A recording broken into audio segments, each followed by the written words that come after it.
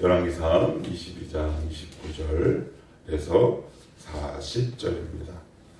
한 절씩 계속하면서 봅시다. 제가 먼저 29절을 읽습니다.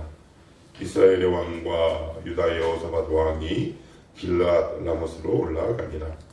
이스라엘 왕이 여호사밧에게 이르되 나는 변장하고 전쟁터로 들어가려느니 당신은 왕복을 입으소서 하고 이스라엘 왕이 변장하고 전쟁터로 들어가니라. 아람 왕이 그의 병거의 지휘관 32명에게 명령하여 이르기를 너희는 작은 자나 큰 자와 더불어 싸우지 말고 오직 이스라엘 왕과 싸우라 한지라. 병거의 지휘관들이 여호사밧을 보고 그들이 이르되 이번 틀림없이 이스라엘 왕이라 하고 돌이켜 그와 싸우려 한즉 여호사밧이 소리를 지르는지라. 병거의 지휘관들이 그가 이스라엘의 왕이 아님을 보고 쫓기를 그치고 돌이켰더라. 한 사람이 무심코 활을 당겨 이스라엘 왕의 갑옷 쏠기를 마친지라.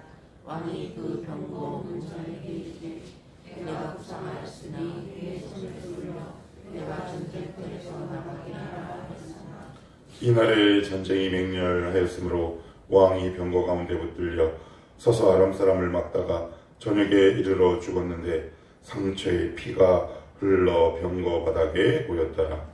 해가 질녘에 진중에서 거치는 각기 성읍으로 또는 각기 본향으로 가라 하더라. 왕이 이미 죽음에 그의 시체를 메어 사마리아에 이르러 왕을 사마리아에 장사하니라. 그 병거를 사마리아 못에서 씻음에 그들이 그의 피를 뺐으니 여호와께서 하신 말씀과 같이 되었더라. 거기는 자기들이 모욕하는 곳이었더라. 아합의 남은 행적과 그가 행한 모든 일과 그가 건축한 상하궁과 그가 건축한 모든 성읍은 이스라엘 왕 역대 지략에 기록되지 아니하였느냐. 아합이 그의 조상들과 함께 잠에 그의 아들 아하시야가 대신하여 왕이 행하라. 아멘. 오늘 이 본문은 세 개국이 서로 얽히고 설킵니다. 남유다, 북이스라엘은 무슨 관계라고 그랬나요? 사돈이라고 그랬어요. 남유다 여호사밧과 북이스라엘 아합은 사돈 관계입니다. 이 사돈이 둘이 연합전선을 펼쳐서 전에 아합에게 했던 약속을 저버린 아람과 벤하닷을 치러 가는 아람 전쟁의 일부입니다. 역사서가 왜 어렵냐면 역사 배경을 전혀 모르면 이름도 낯설고 지명도 낯설고 배경도 모르고 하면 설교 들을 때 99%는 좁니다. 제가 그래서 아는 거겠죠. 그래서 제가 설교 본문을 할 때마다 목사님 어제 한 얘기 왜 또 하고 그래? 자꾸 하는 겁니다. 남유다, 북이스라엘 이 두 왕은 사돈. 그런데 아합 왕과 전쟁을 펼쳤던 아람 왕 베나닷이 약속을 저버리고 반환하기로 한 땅을 반환하지 않은 것이 바로 오늘 전쟁 발단의 원인.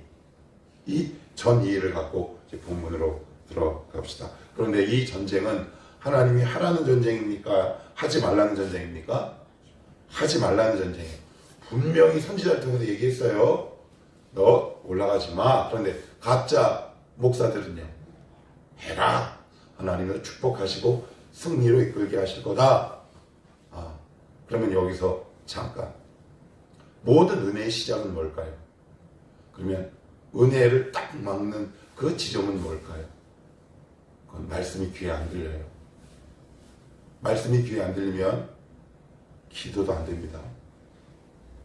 기도의 시작은 말씀이 나의 심장을 푹 하고 찌를 때가 아니에요. 여러분 잘 한번 해보세요. 내 삶의 패턴이 변하지 않는 이유, 내 기도의 깊이가 잘 앞으로 나가지 않는 경우는 기도가 내 심장이 콕 하고 박히지 않을 때예요. 때로는 설교 때 아니면 개인적으로 묵상할 때 그 말씀이 나의 영혼, 심령을 콕콕 찔러야 돼요. 주일 설교도 마찬가지입니다. 말씀이 안 들려요. 그냥 좋은 말. 그럼 그 영혼은 절대 바뀌지 않습니다. 이런 표현은 좀 그렇지만 장담합니다. 우리의 변화의 시작, 기도의 시작, 우리 인격의 변화의 시작은 어디로부터 출발하냐면 말씀이 귀가 아니라 내 마음과 심장에 탁 하고 찔리는 겁니다. 그래서 여러분들이 아무리 아멘해도 그 아멘이 여러분들의 심장에서 나오지 않는 이상 나의 삶의 변화는 일어나지 않습니다. 그러면 여기서 중요한 거, 그렇기에 사단의 가장 강력한 역사는 말씀이 여러분 심령 가운데 들어가지 않도록 막는 겁니다. 마귀는 귀신같이 합니다. 우리는 몰라요. 여러분 모릅니다. 저도 잘 몰라요. 근데 누구는 아나요? 하나님과 마귀는 가장 잘 압니다. 그래서 마귀는 말씀이 내려오지 않게 하고, 첫째, 귀에 들리지 않게 하고, 그리고 두 번째, 이 귀에서 들리는 말씀이 밑으로 내려오지 않게 합니다. 그러니까 어떻게 돼요? 아합이 하나님의 말씀을 거부하죠. 근데 그 말씀이 여기에 탁 꽂혔다면 어떻게 될까요? 갈등은 하는 거예요. 왜 그러지? 왜 그러지? 왜 나가지 말라고 하지? 씨름하죠. 그런데 이게 귀에는 들리는데 진짜 마음에 들리지 않으니까 하나님의 말씀을 휴지 조각 버리고 하지 말라는 전투에 기꺼이 참여합니다. 그런데 그 전투에 참여하는 아합의 모습이 얼마나 웃긴 줄 아십니까? 30절 이런 문장이 나옵니다. 이스라엘의 왕이 여호사밧에게 이르되, 아합이 자기 사돈 여호사밧에게 그러는 거예요. 어이 사돈, 저는 변장할게요. 당신은 왕복을 입으소서. 뭡니까? 근데 여러분 왜 변장해요? 왜 변장합니까? 살려고 죽으려고. 그런데 여기서 의문이 들어요. 아합에게는 하나님이 전쟁터에 나가지 말라고 얘기했어요. 근데 나가. 그럼 그냥 막 싸우면 되잖아. 근데 왜 변장을 할까요? 제가 이 말씀을 이렇게 비유할게요. 여러분 한두 번 들어보셨을걸요? 지하 1층에 스탠드바가 있었던 상가가 있었답니다. 2층은 예배당. 그런데 생각해 보십시오. 유흥업소는 몇 시에 끝나나요? 새벽에 끝나요. 그러면 교회는 언제 시작하나요? 지금. 그런데 그 목사님 일찍 와서 기도를 하려고 그러면 아직 영을 마치지 않은 스탠드바에서 쿵짝쿵짝 기도가 되지 않는 거야. 아이고. 그런데 갑자기 어느 날 그 교회 집사님이 이런 기도를 하더래요. 하나님, 스탠드바가 망하게 해주시옵소서. 정말 스탠드바에 불이 나서 폐업이 됐네. 그런데 더 웃긴 건 뭔지 아세요? 그 스탠드바 유흥업소 주인이 2층에 살던 교인들이 자기 집에 불 나게 해달라고 기도했다는 얘기를 들은 거야. 그래서 소송을 벌였네. 둘이 법정에 딱 섰어. 그랬더니 스탠드바 주인이 저 이 사람 고소한다. 이 사람들이 기도해가지고 우리 집에 불 났다. 그랬더니 목사가 그래. 무슨 소리냐. 그런다고 불이 나겠냐. 누가 믿음 있는 거예요? 누가 믿음이에요? 유흥업소 주인 그 믿음이 있는 겁니까? 아합은 믿긴 믿죠? 근데 두렵게 믿어. 이거 믿음 아니에요. 이런 거예요. 하나님 나가지 말라 그래. 그래서 나갔는데 그래도 혹시 몰라. 그러니까 하나님을 막연한 두려움의 대상으로 인식해요. 그러니 그 마음속에 기쁨이 없어요. 신앙생활 속에 기쁨이 없습니다. 이거 어떤 믿음일까요? 정말 안타까운 건 한국교회 대부분이 이런 믿음입니다. 아니라고 장담할 수 있습니다. 우리 집은, 우리 가정은, 나 개인은 너무 웃기잖아요. 그냥 나가면 되잖아요. 그런데 나가지 못해요. 변장한다는 것은 살려고 나가는 거예요. 분명히 선지자가 뭐라고 얘기했어요? 너 죽어라고 얘기했어요. 순종과 불순종의 이 아찔한 선택이, 거기서 오는 하나님에 대한 막연한 두려움, 순종하지도 못하는 아합의 안타까운 상황, 우리의 모습 아닌가요? 여러분의 믿음은 어떤 믿음입니까? 왠지 찝찝해. 혹시 이런 믿음이십니까? 그러고 나서는 자기 사돈에게 뭐라고 얘기합니까? 당신은 뭘 입으라고요? 왕복을 입으래. 야, 참 찌질. 그래서 제가 야, 이렇게 찌질한 거 하고 제가 뭐 원어 주석을 찾아봤더니 더 강력해요. 명령형으로 되어 있대요. 입어라! 이런 뜻이래요. 입으소서. 우리는 존대로 되어 있잖아요. 히브리식 동사로는 입어라! 라는 동사형이래요. 같은 사돈이 왕인데 그만큼 강력하게 얘기했다는 거예요. 그리고 자기는 변장했대요. 여러분 하나님 믿으세요? 그런데 아합처럼 믿으세요? 그럼 역사가 일어나지 않죠. 이건 믿음이 아닙니다. 이건 우상입니다. 왜 그런 거 있잖아요. 아, 너 이렇게 살면 벌 받아. 그거 믿음입니까? 그거 믿음이 아니죠. 근데 우리 성도들 가운데 이런 현상이 일어날 수 있습니다. 말씀이 여러분의 심장을 푹 하고 찌르지 않으면 우리는 이 믿음으로 평생 살다가 죽어갑니다. 하나님, 말씀이 귀가 아니라 내 심장을 때리게 하옵소서. 그게 어찌 보면 가장 중요한 기도 제목이겠죠. 하나님, 우리 가정, 우리 아들 새끼, 우리 딸녀, 우리 남편, 우리 가족, 말씀이 심장에 들게 하옵소서. 그래야 삶이 움직이지. 자, 그러면서 이제 전투가 시작됐어요. 자, 그랬더니 31절 아랍 왕이 그의 병거의 지휘관 32명. 병거의 지휘관 32명이란 얘기는 정예 부대란 얘기죠. 전쟁터에서 날고 긴다는 최고로 무술을 잘한 사람에게 뭐라고 명령을 내리냐면 아합을 죽여 라고 얘기하는 겁니다. 아합을 죽이라. 자, 그랬더니 틀림없이 이스라엘의 왕이라 하고 돌이켜 누구를 보고 32절 여호사밧을 보고. 왜요? 아까 무엇을 입었어요? 왕복. 큰일 난 거야 여호사밧은. 여러분 여호사밧 같으면 어떡하겠어요? 뭐 싸워야죠 전쟁터에. 그죠? 그랬더니 32절 뭐라고 나오냐면 틀림없이 이스라엘의 왕이라고 돌이켜 그와 따려한 즉 여호사밧이 뭐라고요? 소리를 지르는지. 얼마나 놀랐을까요? 그죠? 그런데 여기서 말하는 그냥 소리를 질렀다라는 말은 그냥 와! 아유 깜짝이야! 그런 뜻이 아니라 병행 본문, 이와 비슷한 사건이 동일하게 기록된 본문을 병행 본문이라고 하는데 역대하 18장 31절에 보시면 하나님이 여호사밧의 기도를 듣고 도왔다라는 표현이에요. 크게 소리를 지른 게 아니에요. 여호사밧도 실수했죠. 그죠? 여호사밧 실수했어요. 하나님이 분명히 하지 말라고 했다는 말이에요. 너 이거 하지 마. 그런데 여호사밧은 어떻게 했다고요? 기도했는데 어떻게 기도했어요? 소리치리며 기도했어요. 여러분 긴급한데 침묵 기도합니까? 여러분 내가 이 문제가 너무 급한데 침묵 기도하는 건 기도하는 거 아니죠. 제가 청년들한테 여러 차례 얘기합니다. 청년회 때는 부르짖는 기도를 먼저 배워야 합니다. 더불어 말씀 묵상과 함께. 그런데 희한하게 청년들은 다 침을 흘리면서 침묵 기도만 해요. 여러분 정말 상황이 긴급하세요? 지금 여호사밧은 무엇을 타고 있을까요? 말이나 마차를 타고 있겠죠. 대부분 말을 타고 있다는 말이에요. 막 자기를 쳐들어오려고 32명의 정예군인이 자기만 막 공격하는데 거기서 딱 침묵 기도합니까? 소리를 질러야죠. 하나님 살려주십시오. 이 간절함으로 저와 여러분이 기도할 수 있기를 바랍니다. 하나님 얘 살려주십시오.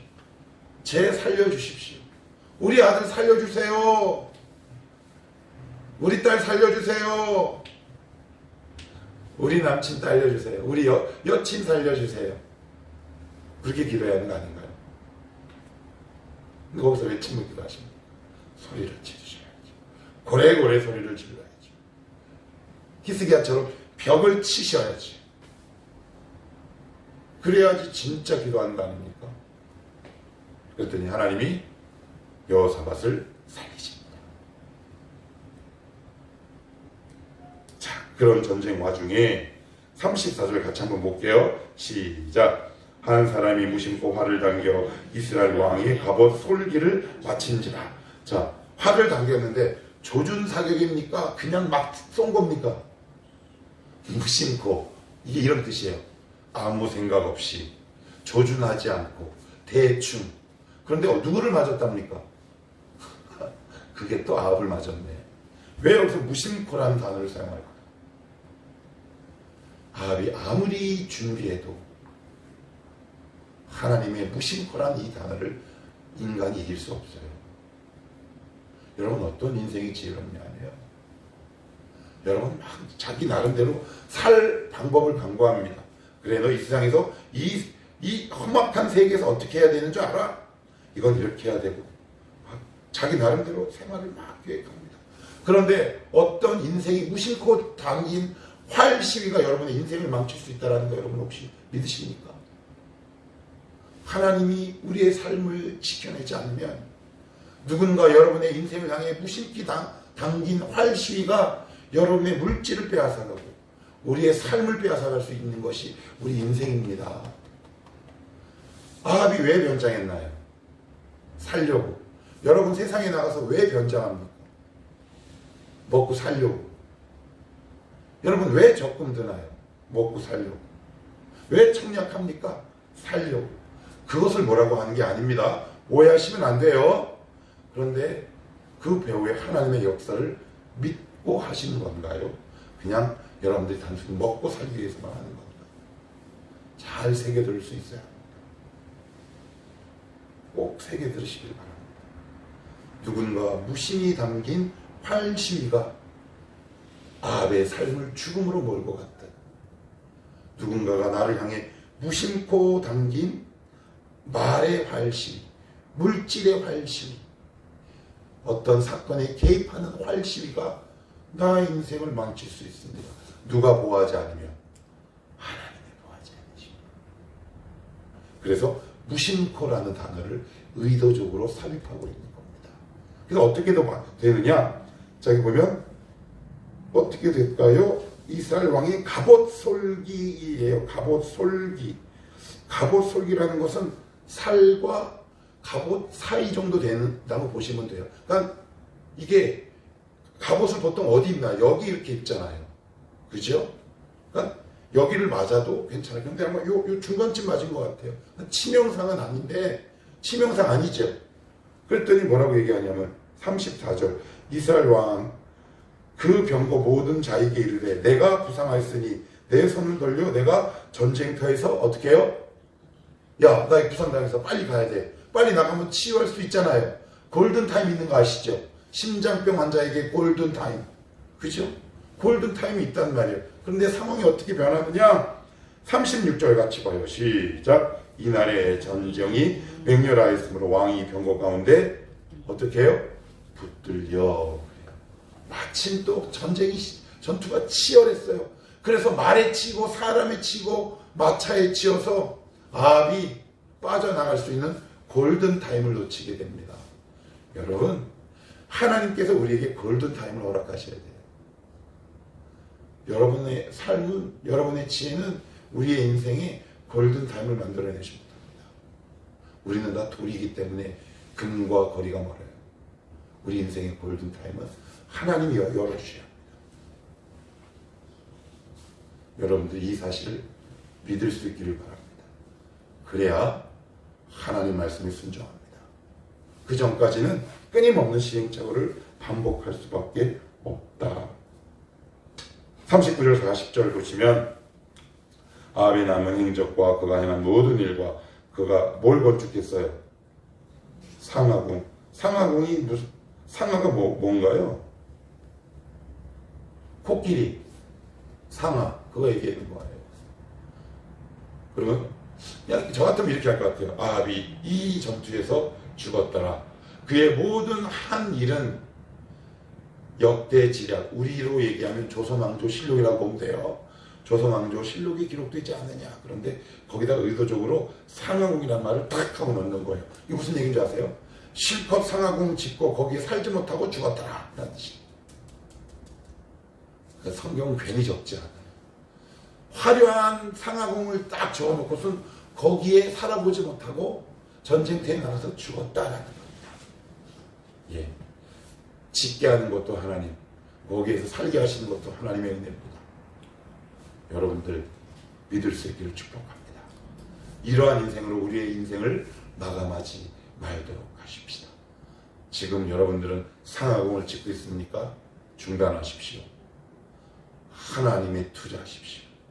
그 하나님이 여러분의 인생을 아름답게 하시고 여러분의 인생을 골든타임이 되게 하실 겁니다.